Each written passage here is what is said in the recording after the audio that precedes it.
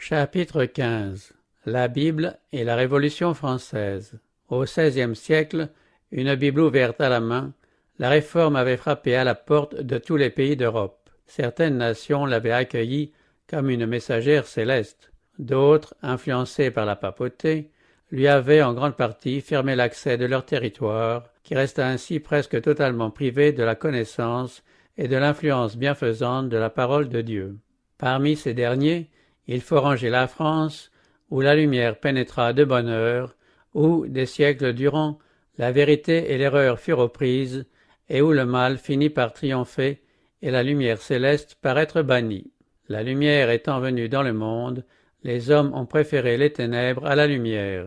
Aussi, la nation française tout entière a-t-elle récolté les fruits de ses semailles. La puissance protectrice de l'Esprit de Dieu, ayant cessé d'entourer un peuple qui avait méprisé le don de sa grâce, les ferments du mal sont parvenus à maturité, et le monde a pu contempler les résultats auxquels on s'expose volontairement lorsqu'on ferme sa porte au prince de la paix et à la pure lumière de son évangile. La guerre faite à l'évangile sur le sol de France atteignit son point culminant sous la Révolution. Cet effroyable bouleversement fut la conséquence naturelle de la suppression de la parole de Dieu. Il est la démonstration la plus frappante de l'aboutissement auquel peut arriver une nation après plus d'un millénaire passé à l'école de l'Église de Rome. La suppression des Saintes Écritures durant la période de la suprématie papale avait été prédite par les prophéties. D'autre part, l'Apocalypse avait annoncé les terribles résultats qu'aurait pour la France en particulier la domination de l'homme de péché. Les nations fouleront aux pieds la ville sainte pendant 42 mois, avait dit saint Jean. Je donnerai à mes deux témoins le pouvoir de prophétiser revêtus de sacs pendant 1260 jours. Quand ils auront achevé leur témoignage, la bête qui monte de l'abîme leur fera la guerre, les vaincra et les tuera. Et leurs cadavres seront sur la place de la grande ville, qui est appelée dans un sens spirituel Sodome et Égypte, la même où leur Seigneur a été crucifié. Et, à cause d'eux, les habitants de la terre se réjouiront et seront dans l'allégresse, et ils s'enverront des présents les uns aux autres, parce que ces deux prophètes ont tourmenté les habitants de la terre. Après 3 jours et demi, un esprit de vie, venant de Dieu, entra en eux, et ils se tinrent sur leurs pieds, et une grande crainte s'empara de ceux qui les voyaient. Les périodes 42 mois et 1260 jours mentionnées dans ce passage sont un seul et même laps de temps, à savoir celui pendant lequel l'Église de Dieu devait être opprimée par celle de Rome. Les 1260 années de la suprématie papale commencèrent en l'an 538 de notre ère et devaient par conséquent se terminer en 1798. À cette dernière date, une armée française entra dans Rome, s'empara du pape et le conduisit en exil à Valence où il mourut. On ne tarda pas à élire un nouveau pape, mais la curie fut incapable de rétablir son ancienne puissance. Cependant, la persécution des fidèles disciples du Sauveur ne dura pas jusqu'à la fin de la période des 1260 années. Dans sa miséricorde envers son peuple, Dieu abrégea la durée de cette cruelle épreuve. En prédisant la grande affliction qui allait être le lot de son Église, le Sauveur avait dit « Et si ces jours n'étaient abrégés, personne ne serait sauvé. Mais à cause des élus, ces jours seront abrégés. » Grâce à l'influence de la Réforme, la persécution prit fin avant 1798. Au sujet des deux témoins, le prophète ajoute « Ce sont les 2 oliviers et les 2 chandeliers qui se tiennent devant le Seigneur de la terre. Ta parole, dit le psalmiste, est une lampe à mes pieds et une lumière sur mon sentier. » Les 2 témoins représentent les Écritures de l'Ancien et du Nouveau Testament. L'un et l'autre témoignent de l'origine et de la perpétuité de la loi de Dieu. L'un et l'autre proclament le plan de la rédemption. Les symboles, les sacrifices et les prophéties de l'Ancien Testament annoncent un sauveur à venir. Les évangiles et les épîtres du Nouveau Testament nous parlent d'un sauveur déjà venu et qui répond exactement aux symboles et aux prophéties. Je donnerai à mes 2 témoins, lisons-nous dans l'Apocalypse, le pouvoir de prophétiser, revêtus de sacs pendant 1260 jours. Durant la plus grande partie de cette période, les 2 témoins de Dieu ont connu une période d'obscurité relative. La puissance papale s'est efforcée de soustraire au peuple la parole de vérité et de produire de faux témoins qui en contredisaient le témoignage. Le temps où les deux témoins prophétisèrent vêtus de sacs est celui où les saintes écritures étaient proscrites par les autorités civiles et religieuses, où leurs témoignages étaient falsifiés, où l'effort réuni des hommes et des démons tendait à en détourner les esprits, où ceux qui osaient en proclamer les vérités sacrées étaient traqués, ensevelis dans des cachots, torturés, martyrisés pour leur foi, ou obligés d'aller demander une retraite aux forteresses de la nature, aux rochers et aux antres de la terre. C'est alors que les deux témoins prophétisèrent, vêtus de sacs. Ce ministère, ils le poursuivirent pendant toute la période des 1260 années. Aux époques les plus sombres, il y eut des hommes fidèles qui aimaient la parole de Dieu et qui, jaloux de sa gloire, reçurent de son auteur sagesse, puissance et autorité pour annoncer la vérité. Si quelqu'un veut leur faire du mal, du feu sort de leur bouche et dévore leurs ennemis. Et si quelqu'un veut leur faire du mal, il faut qu'il soit tué de cette manière. Ce n'est jamais impunément qu'on foule aux pieds la parole de Dieu. Le sens de cette terrible sentence est donné dans le dernier chapitre de l'Apocalypse. Je le déclare à quiconque entend les paroles de la prophétie de ce livre. Si quelqu'un y ajoute quelque chose, Dieu le frappera des fléaux décrits dans ce livre. Et si quelqu'un retranche quelque chose des paroles du livre de cette prophétie, Dieu retranchera sa part de l'arbre de la vie et de la ville sainte décrits dans ce livre. Tels sont les avertissements que Dieu nous donne pour nous mettre en garde contre la tentation d'apporter la moindre altération à ce qu'il a révélé ou ordonné. Ces solennelles instructions s'appliquent à tous ceux dont l'influence pousse les hommes à faire peu de cas de la loi divine. Elles devraient faire trembler ceux qui traitent à la légère l'obéissance aux saints commandements de Dieu. Tous ceux qui mettent leurs opinions au-dessus de la révélation divine, qui altèrent le sens clair et évident des Écritures en vue de se procurer un avantage particulier ou afin de se conformer au monde, prennent sur eux une redoutable responsabilité. Le critère qui servira à éprouver tous les hommes, c'est la parole écrite, la sainte loi de Dieu. Tous ceux que ce code infaillible déclarera coupables seront condamnés. Quand ils auront achevé ou seront sur le point d'achever leur témoignage, la bête qui monte de l'abîme leur fera la guerre, les vaincra et les tuera. La période pendant laquelle les deux témoins devaient rendre leur témoignage revêtus de sacs se termina en 1798. Vers la fin de leur ministère exercé dans l'ombre, la puissance représentée par la bête qui monte de l'abîme allait leur faire la guerre. Durant des siècles, les autorités civiles et ecclésiastiques de plusieurs États européens avaient été, par l'intermédiaire de la papauté, dirigés par Satan. Mais ici, on assiste à une nouvelle manifestation de sa puissance. Sous prétexte d'une grande vénération pour les saintes écritures, la tactique constante de Rome avait été de les tenir scellés dans une langue inconnue et de les mettre ainsi hors de la portée du peuple. Sous cette domination, les deux témoins avaient prophétisé vêtus de sacs. Mais un nouveau pouvoir, la bête qui monte de l'abîme, devait surgir et livrer une guerre ouverte à la parole de Dieu. Et leurs cadavres seront sur la place de la grande ville qui est appelée dans un sens spirituel Sodome et Égypte, là même où leur Seigneur a été crucifié. La grande ville, dans les rues de laquelle les deux témoins sont tués et où gisent leurs cadavres, est appelée dans un sens spirituel Égypte. De toutes les nations dont l'Écriture nous rapporte l'histoire, c'est l'Égypte qui a le plus effrontément nié l'existence de Dieu et foulé aux pieds ses commandements. Aucun monarque ne s'était jamais révolté plus audacieusement contre l'autorité du ciel que le pharaon d'Égypte.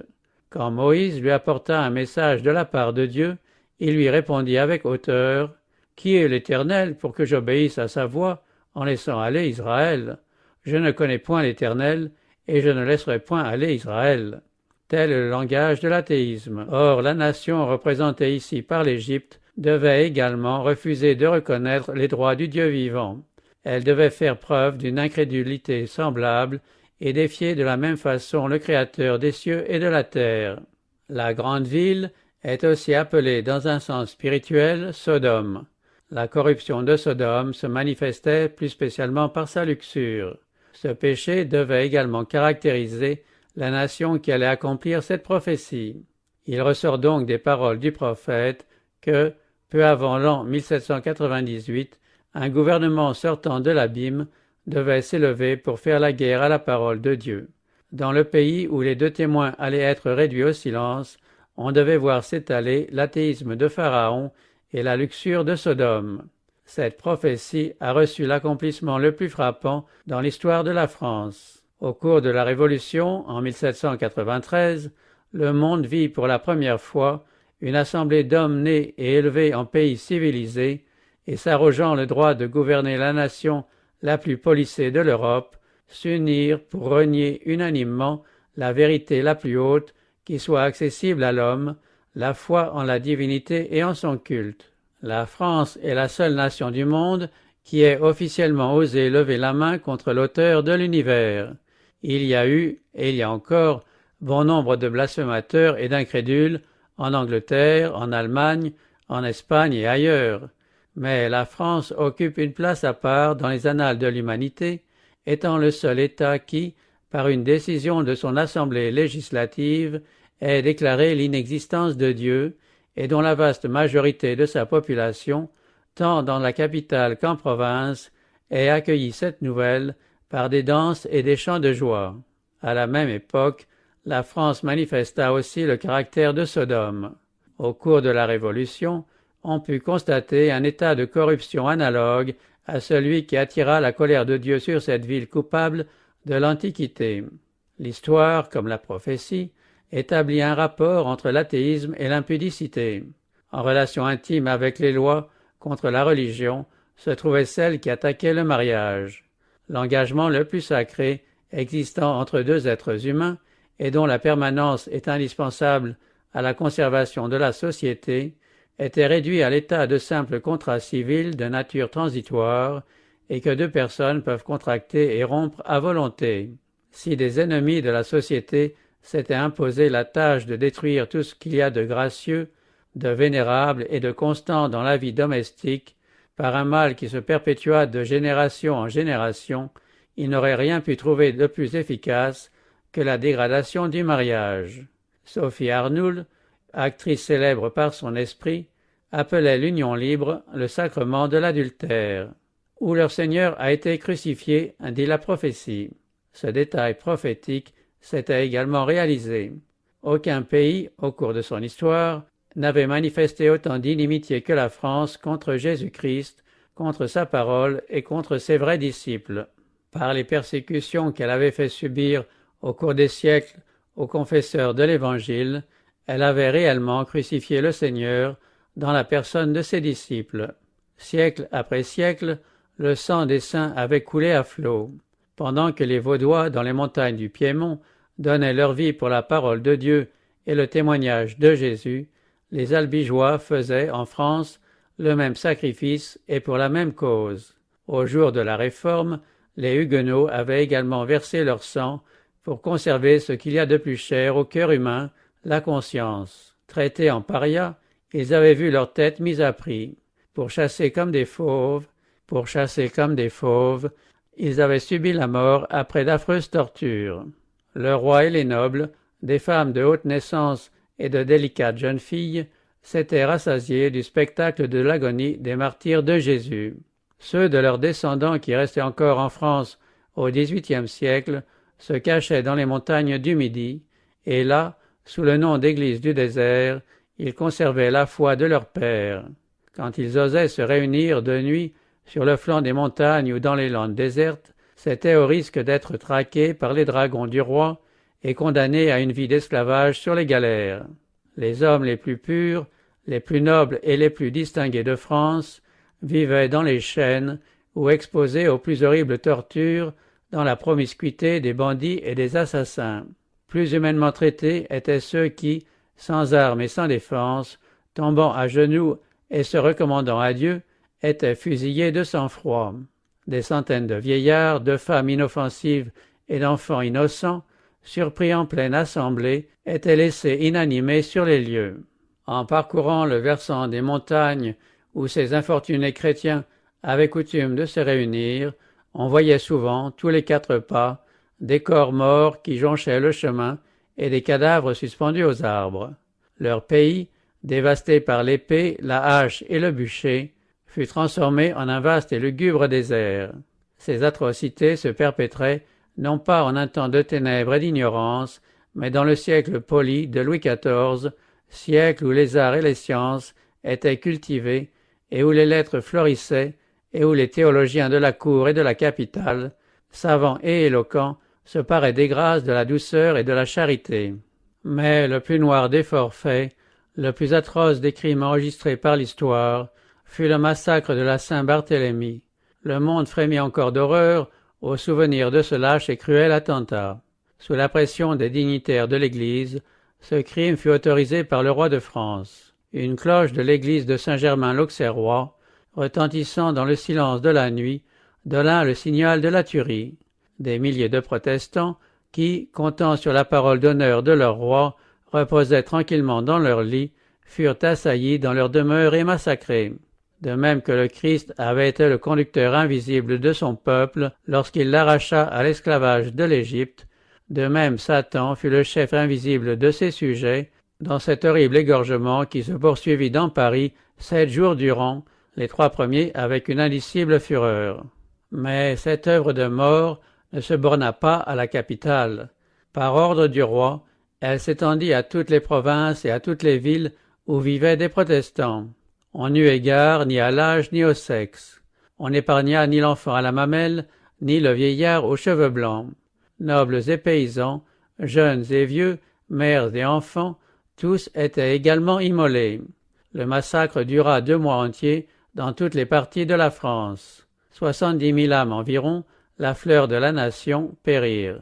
Quand la nouvelle de ce crime parvint à Rome, la joie du clergé ne connut pas de bornes. Le cardinal de Lorraine récompensa le messager d'un don de 1000 couronnes. Le canon de Saint-Ange se fit entendre en signe de joyeux salut. Les cloches de toutes les églises sonnèrent à toute volée. Les feux de joie transformèrent la nuit en jour. Et Grégoire XIII, accompagné des cardinaux et d'autres dignitaires ecclésiastiques, se rendit en procession à l'église de Saint-Louis, où le cardinal de Lorraine chanta le Te Deum. Une médaille fut frappée pour commémorer l'événement. Le pape Grégoire envoya la Rose d'Or à Charles IX et 4 mois après, il écoutait complaisamment le sermon d'un prêtre français célébrant ce jour de joie et d'allégresse où le Saint-Père reçut l'heureuse nouvelle et alla solennellement rendre grâce à Dieu et à Saint-Louis. On peut encore voir au Vatican les 3 fresques de Vasari représentant le meurtre de Coligny, le roi décidant le massacre en conseil et le massacre lui-même. L'esprit infernal qui poussa à la Saint-Barthélemy présida aussi aux scènes de la Révolution. Jésus-Christ y fut déclaré un imposteur, et le cri de ralliement des incrédules qui le désignaient était « Écrasons l'infâme ». Le blasphème et la luxure marchaient de pair. Des hommes abjects, des monstres de cruauté et de vice, étaient comblés d'honneur. Hommage suprême rendu à Satan, tandis que Jésus-Christ, la personnification de la vérité, de la pureté et de l'amour désintéressé, était crucifié à nouveau. La bête qui monte de l'abîme leur fera la guerre, elle les vaincra et les tuera. Comme on vient de le voir, la puissance athée qui gouverna la France sous la Révolution et le règne de la Terreur livra en effet à Dieu et à sa parole une guerre sans précédent dans l'histoire. L'Assemblée nationale abolit le culte de la divinité. Les exemplaires de la Sainte Écriture furent ramassés et brûlés publiquement avec toutes les marques du mépris. La loi de Dieu était foulée aux pieds. La célébration publique du culte chrétien, du baptême et de la scène fut interdite. Le repos hebdomadaire fut supprimé et remplacé par le décadi. Des inscriptions placées bien en vue sur les cimetières déclaraient que la mort est un sommeil éternel. On affirmait que, loin d'être le commencement de la sagesse, la crainte de Dieu était le commencement de la folie. Tout culte religieux, sauf celui de la liberté et de la patrie, fut prohibé. L'évêque constitutionnel de Paris eut le principal rôle dans une comédie impudente et scandaleuse qui fut jouée en présence de l'Assemblée nationale. Il vint, recouvert de ses ornements sacerdotaux, pour déclarer à la barre de la Convention que la religion qu'il avait enseignée tant d'années avait été inventée de toutes pièces par les prêtres et qu'elle n'avait aucun fondement ni dans l'histoire ni dans la vérité sacrée. Dans les termes les plus solennels et les plus explicites, il nia l'existence de la divinité dont il avait été le prêtre, annonçant qu'il allait désormais dédier sa vie au culte de la liberté, de l'égalité, de la vertu et de la morale. Il déposa alors devant l'Assemblée ses insignes épiscopaux et reçut du président de la Convention l'accolade fraternelle. Plusieurs prêtres apostats suivirent l'exemple de ce prélat. Et, à cause d'eux, les habitants de la terre se réjouiront et seront dans l'allégresse, et ils s'enverront des présents les uns aux autres, parce que ces deux prophètes ont tourmenté les habitants de la terre. La France avait réduit au silence la voix de ces deux témoins. La parole de vérité, étendue comme un cadavre dans ces rues, mettait dans la joie ceux qui haïssaient les restrictions et les exigences de la loi divine. On outrageait publiquement le Dieu du ciel. Comme certains pécheurs d'autrefois, on s'écriait « Comment Dieu saurait-il? Comment le Très-Haut connaîtrait-il » Avec une hardiesse dans le blasphème dépassant presque toute conception, un prêtre du nouvel ordre s'écriait « Dieu, si tu existes, venge les injures faites à ton nom. Je te défie. Tu gardes le silence. Tu n'oses pas lancer les éclats de ton tonnerre. Qui, après ceci, croira encore à ton existence ?» Écho frappant des paroles de Pharaon. Qui est l'Éternel pour que j'obéisse à sa voix? Je ne connais pas l'Éternel. L'insensé dit en son cœur, il n'y a point de Dieu. De ceux qui pervertissent la vérité, il est dit, leur folie sera manifeste pour tous. Quand la foule eut répudié le culte du Dieu vivant, de celui dont la demeure est éternelle, elle ne tarda pas à glisser dans une idolâtrie dégradante. En la personne d'une comédienne, le culte de la raison fut inauguré sous les auspices de l'Assemblée nationale et des autorités civiles et législatives. Les portes de la Convention s'ouvrirent toutes grandes pour livrer passage à une bande de musiciens à la suite de laquelle les membres du conseil municipal entrèrent en procession solennelle, chantant un hymne à la liberté et escortant comme objet de leur culte futur une femme voilée dénommée la déesse Raison. Dès qu'elle se trouva dans l'enceinte, on la dépouilla solennellement de son voile et elle prit place à la droite du président.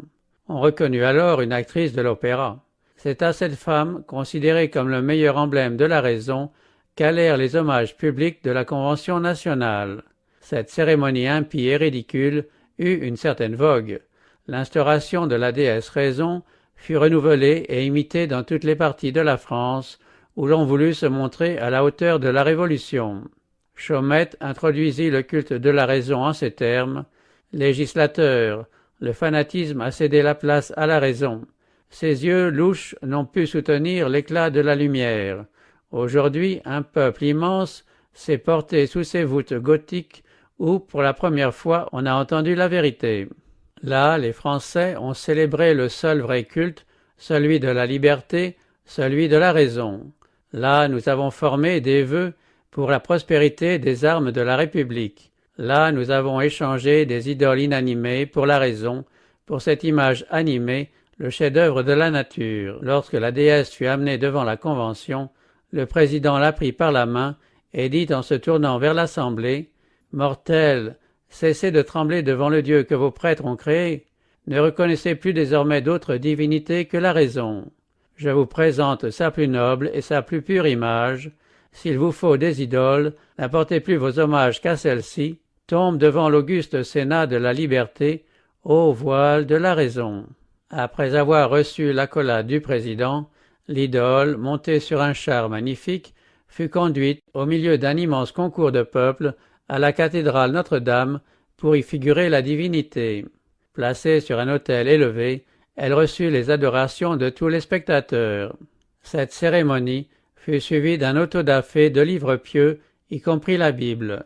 La société populaire de la section du musée entra au conseil en criant « Vive la raison !»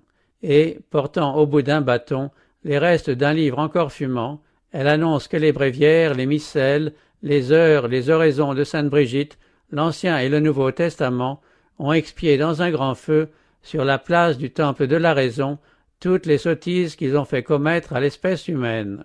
Le papisme avait commencé le travail qu'achevait l'athéisme. Les leçons de Rome avaient entraîné la France dans une crise sociale, politique et religieuse qui la précipitait vers la ruine.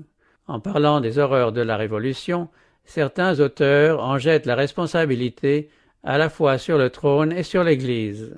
En toute justice, ces excès doivent être attribués à l'Église, qui avait empoisonné l'esprit des rois au sujet de la réforme, qualifiée par elle d'ennemi de la couronne et d'élément de discorde fatale à la paix de la nation. Le génie de Rome avait inspiré les cruautés inouïes et la terrible oppression exercée par l'autorité royale. En revanche, l'esprit de liberté avait marché de pair avec la parole de Dieu. Partout où l'Évangile avait été reçu, les yeux s'étaient ouverts. Les chaînes de l'ignorance, du vice et de la superstition, le plus avilissant des esclavages, avaient été brisées. On s'était mis à penser et à agir en hommes.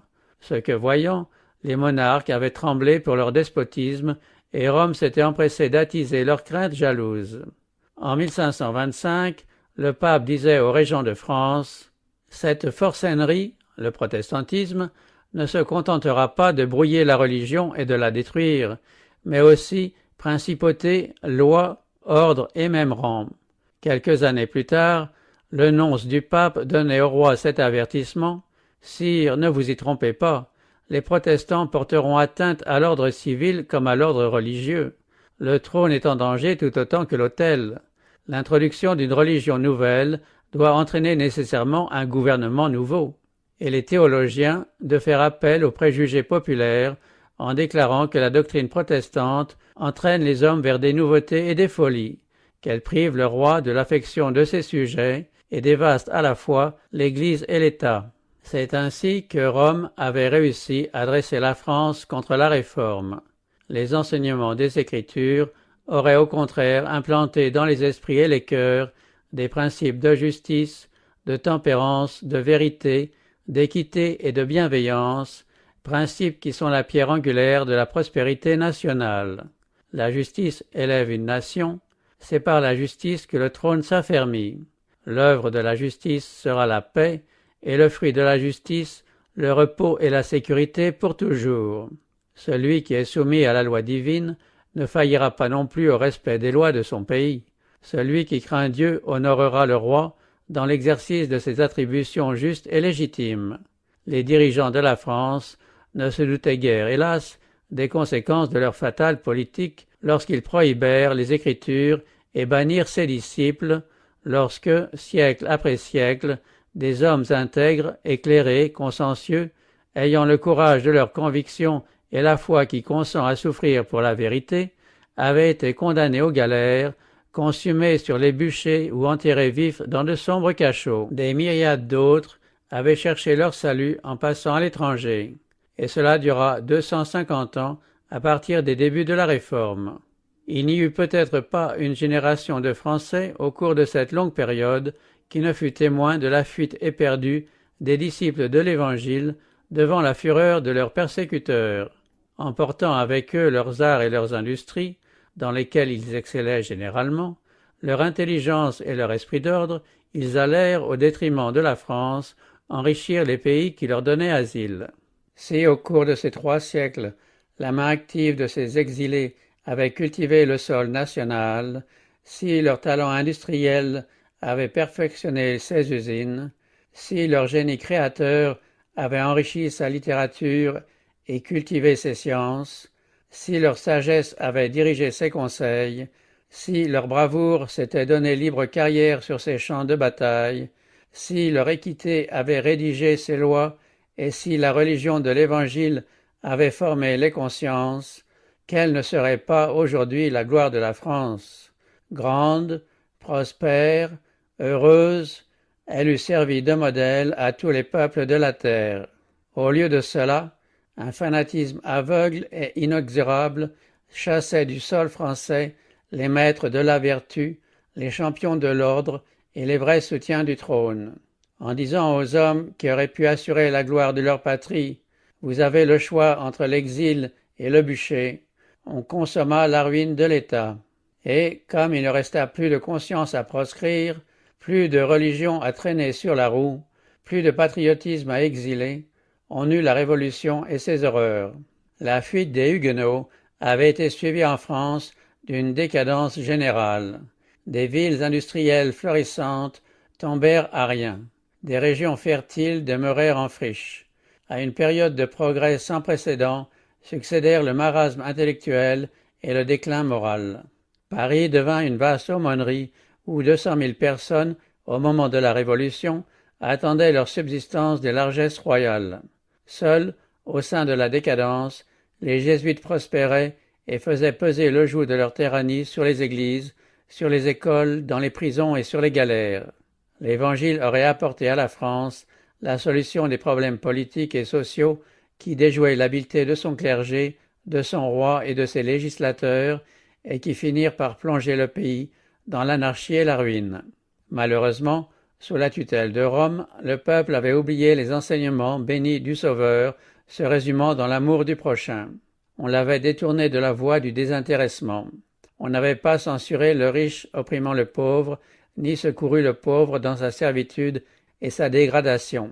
L'égoïsme du riche et du puissant était devenu de plus en plus dur et cruel. Depuis des siècles, une noblesse prodigue et dissolue écrasait le paysan.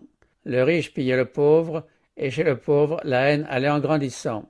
Dans plusieurs provinces, les nobles étaient seuls propriétaires fonciers, et la classe laborieuse, à la merci des propriétaires, était soumise aux exigences les plus exorbitantes. Accablée d'impôts par les autorités civiles et par le clergé, la classe moyenne et la classe ouvrière étaient chargées d'entretenir à la fois l'Église et l'État. Le bon plaisir des nobles était considéré comme la loi suprême. Les fermiers et les paysans pouvaient mourir de faim, leurs oppresseurs n'en avaient cure.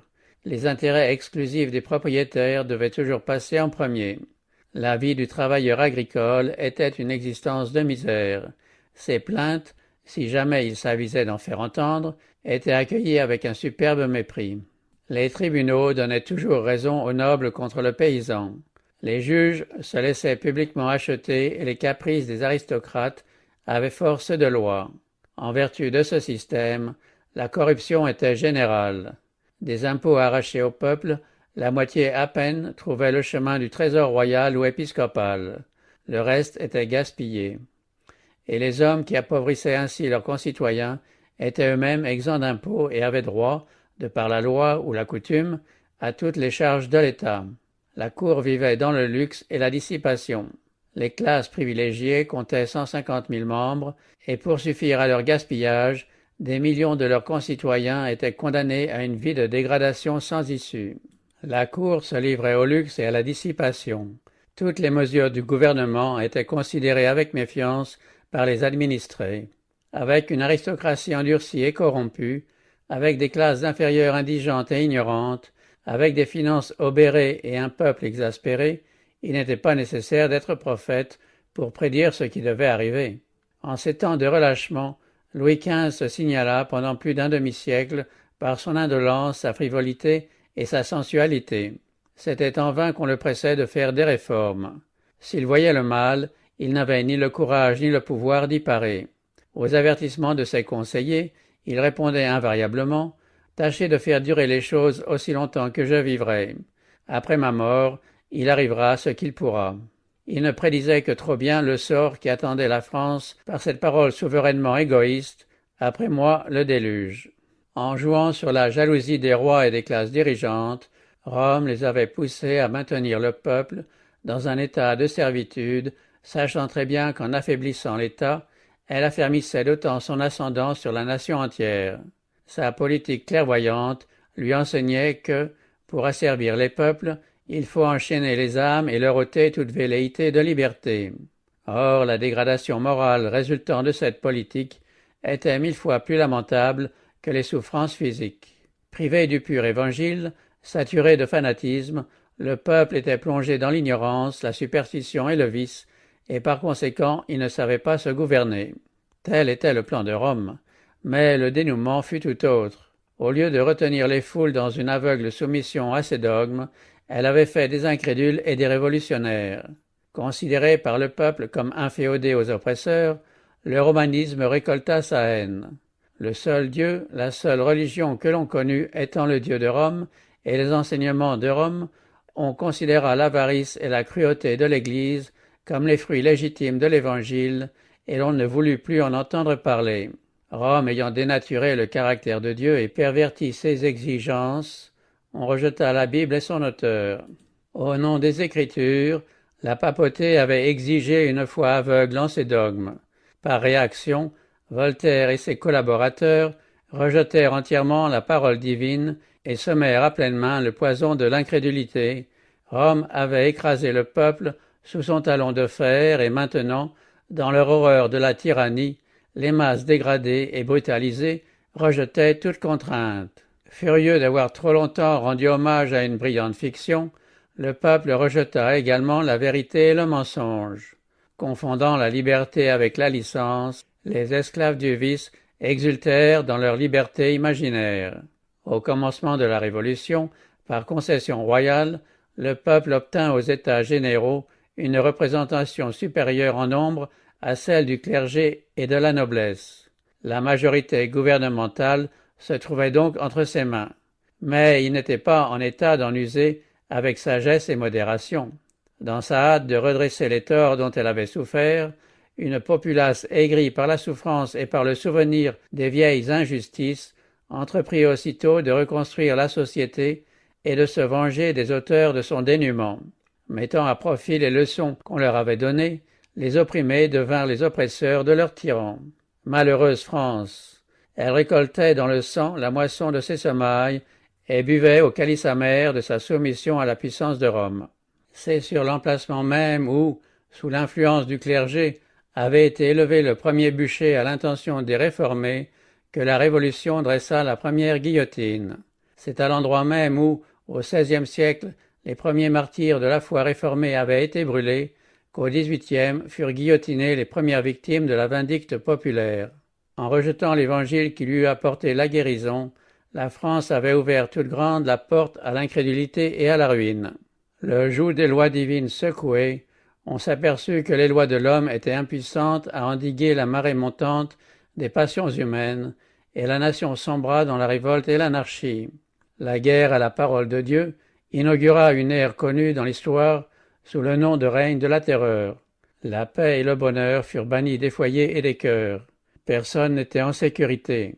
Celui qui triomphait aujourd'hui était demain accusé et condamné. La violence et la luxure avaient libre cours. Le roi, le clergé et la noblesse furent livrés aux atrocités d'une populace en démence. L'exécution du roi excitant la soif de vengeance, les hommes qui avaient décrété sa mort le suivirent bientôt à la guillotine. Le massacre général de tous ceux qui étaient suspects d'hostilité à la Révolution fut décidé. Les prisons étaient combles. À un certain moment, elles n'abritaient pas moins de 200 000 captifs. Dans les villes de province, on n'assistait qu'à des scènes d'horreur. La France était devenue un champ clos où s'affrontaient des foules en proie à la fureur de leur passion. À Paris, où les tumultes succédaient aux tumultes, les citoyens étaient partagés en factions, ne visant qu'à leur extermination mutuelle. Pour comble de malheur, la France avait sur les bras une guerre dévastatrice avec les grandes puissances. Le pays était acculé à la faillite, les armées réclamaient leurs soldes arriérés, Paris était réduit à la famine, les provinces étaient ravagées par des brigands et la civilisation faisait place à l'anarchie. Le peuple, hélas, n'avait que trop bien retenu les néfastes leçons de la cruauté que Rome lui avait si patiemment enseignées, et le jour des rétributions était enfin venu. Ce n'étaient plus maintenant les disciples de Jésus qu'on jetait dans les cachots et qu'on entraînait à l'échafaud. Il y avait longtemps qu'ils avaient été ou égorgés ou contraints de s'exiler. Rome recevait maintenant les coups mortels de ceux qu'elle avait habitués à verser, d'un cœur léger, le sang de leurs frères. La persécution dont le clergé de France avait donné l'exemple pendant tant de siècles se retournait maintenant contre lui avec une redoutable rigueur. Le sang des prêtres ruisselait sur les échafauds, les galères et les prisons, autrefois pleines de huguenots, se peuplaient maintenant de leurs persécuteurs. Enchaînés à leurs bancs et tirant l'aviron, des prêtres expérimentaient à leur tour les supplices qu'ils avaient si gaiement infligés aux doux hérétiques. Puis vinrent les jours où le plus barbare de tous les codes fut appliqué par un tribunal plus barbare encore, où nul ne pouvait saluer son voisin ni faire sa prière sans s'exposer à commettre un crime capital, où des espions étaient apostés à tous les coins de rue, où la guillotine fonctionnait avec acharnement toute la matinée, où les égouts de Paris emportaient à la Seine des flots de sang humain, où des tombereaux parcouraient journellement les rues de Paris, conduisant au lieu d'exécution leur chargement de victimes, où les consuls envoyés dans les départements par le comité du salut public se livraient à des orgies de cruauté inconnues, même dans la capitale. Le couperet de la fatale machine montait et retombait trop lentement pour suffire à sa tâche, et de longues files de captifs étaient fauchés par la mitraille. Pour les noyades en masse, on défonçait des barques chargées de malheureuses victimes. Lyon fut réduit en désert. À Arras, on refusa même aux prisonniers la cruelle miséricorde d'une mort immédiate. Tout le long de la Loire, de Saumur jusqu'à la mer, de grandes troupes de corbeaux et de vautours se repaissaient de la chair des cadavres nus, entrelacés dans de hideuses étreintes. On ne faisait grâce ni au sexe ni à l'âge. Des jeunes gens et des jeunes filles, au-dessous de 17 ans, étaient immolés par centaines. Les Jacobins se lançaient d'une pique à l'autre de petits enfants arrachés au sein maternel. Dans le court espace de 10 ans, des multitudes d'êtres humains avaient péri de mort violente. Tout cela était conforme au désir du prince des ténèbres et au but qu'il poursuit de siècle en siècle avec une invariable fourberie. Son objet est de plonger l'homme, créature de Dieu, dans la désolation, de le défigurer, de le souiller, et par là de contrister le ciel en entravant les plans de la bienveillance et de l'amour divin. Cela fait, aveuglant les esprits, il rejette sur Dieu la responsabilité de son œuvre, qu'il fait passer pour le résultat des desseins originels du Créateur. Et lorsque ceux qu'il a longtemps brutalisés et dégradés finissent par secouer leurs chaînes, il les pousse à des excès et à des atrocités que les tyrans et les oppresseurs citent ensuite comme les conséquences légitimes de la liberté. Mais il y a plus. Lorsqu'une certaine forme d'erreur est dévoilée, Satan la présente sous un autre déguisement qui est reçu par la multitude avec tout autant de faveur que le précédent. Voyant que le romanisme était démasqué et qu'il ne pouvait plus s'en servir pour égarer les foules, l'ennemi les poussa dans l'extrême opposé. On rejeta toutes les religions comme mensongères et la parole de Dieu comme un tissu de fables pour se livrer sans remords à l'iniquité.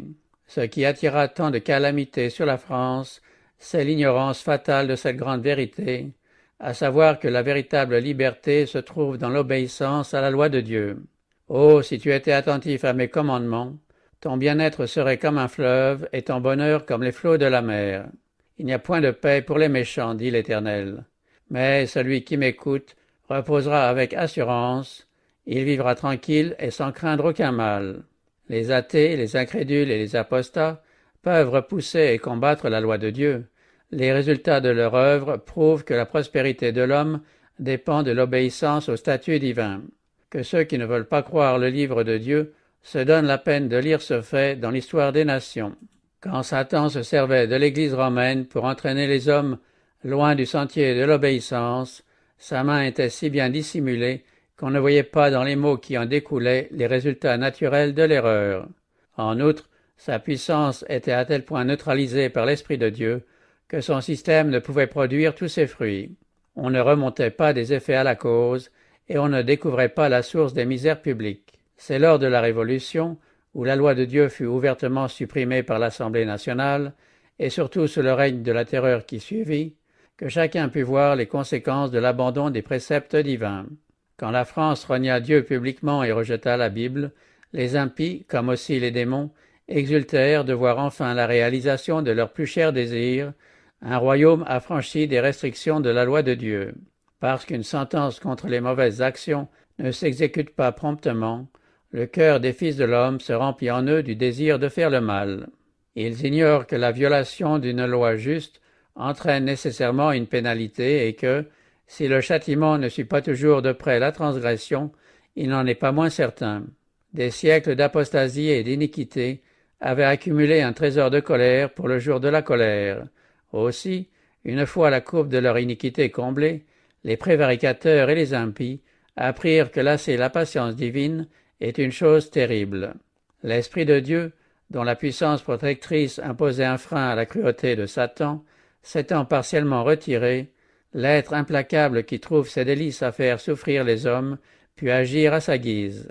Ceux qui avaient choisi le sentier de la révolte eurent bientôt l'occasion d'en mesurer les conséquences sur une terre couverte de forfaits indescriptibles. À cette heure-là, il y eut un grand tremblement de terre, et la 10e partie de la ville, de la grande ville la chrétienté, à savoir la France, tomba. Des provinces dévastées et des villes ruinées monta lamentable et amère une clameur désespérée. La France était secouée comme par un tremblement de terre. La religion, la loi, l'ordre social, la famille, l'Église et l'État, tout était abattu par la main impie qui s'était levée contre la loi de Dieu. Ces paroles du sage se justifiaient. Le bonheur n'est pas pour le méchant. Cependant, quoique le pécheur fasse 100 fois le mal et qu'il y persévère longtemps, je sais aussi que le bonheur est pour ceux qui craignent Dieu, parce qu'ils ont de la crainte devant lui, parce qu'ils ont haï la science et qu'ils n'ont pas choisi la crainte de l'Éternel, ils se nourriront du fruit de leur voix, et ils se rassasieront de leurs propres conseils. Bien qu'immolés par la puissance blasphématrice qui monte de l'abîme, les témoins de Dieu ne devaient pas demeurer longtemps silencieux. Après les 3 jours et demi, un esprit de vie, venant de Dieu, entra en eux, et ils se tinrent sur leurs pieds, et une grande crainte s'empara de ceux qui les voyaient. C'était en 1793 que l'Assemblée nationale avait décrété l'abolition de la religion chrétienne et la suppression des Saintes Écritures. 3 ans et demi plus tard, la même Assemblée rapportait son décret et tolérait ainsi la libre circulation du livre saint. Le monde, épouvanté à la vue des débordements qui avaient suivi la répudiation de l'Évangile, reconnut la nécessité de la foi en Dieu et en sa parole comme base de la vertu et de la morale. Cela était écrit. Qui as-tu insulté et outragé? Contre qui as-tu élevé la voix? Tu as porté tes yeux en haut sur le sein d'Israël. C'est pourquoi, voici, je leur fais connaître, cette fois, je leur fais connaître ma puissance et ma force, et ils sauront que mon nom est l'Éternel. Le prophète ajoute au sujet des 2 témoins, et ils entendirent du ciel une voix qui leur disait, « Montez ici. » Et ils montèrent au ciel dans la nuée, et leurs ennemis les virent. Depuis que la France a fait la guerre aux témoins de Dieu, ils ont été plus honorés que jamais. En 1804 fut fondée la Société biblique britannique et étrangère. Elle fut suivie de l'organisation en Europe de plusieurs sociétés semblables et de sociétés auxiliaires. En 1816 avait lieu la fondation de la Société biblique américaine et en 1818 de celle de la Société biblique protestante de Paris. Quand fut organisée la Société biblique britannique, les Saintes Écritures étaient imprimées en 50 langues.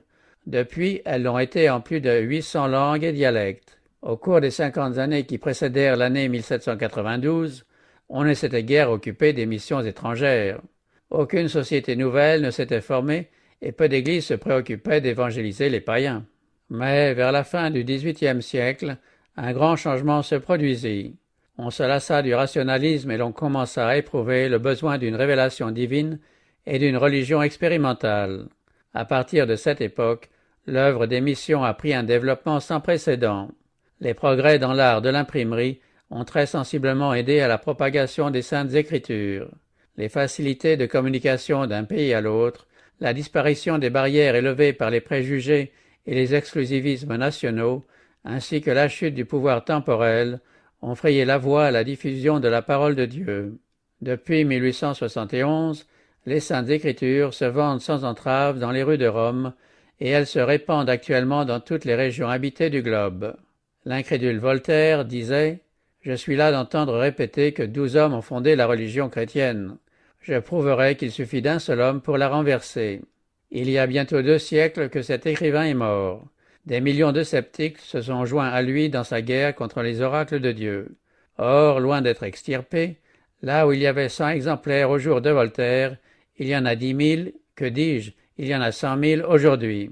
Pour parler avec un réformateur, les Écritures sont une enclume qui a déjà usé bien des marteaux.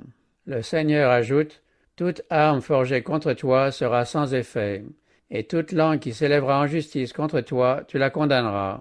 La parole de notre Dieu subsiste éternellement. Les œuvres de ses mains sont fidélité et justice. Toutes ces ordonnances sont véritables, affermies pour l'éternité, faites avec fidélité et droiture. Ce qui est édifié sur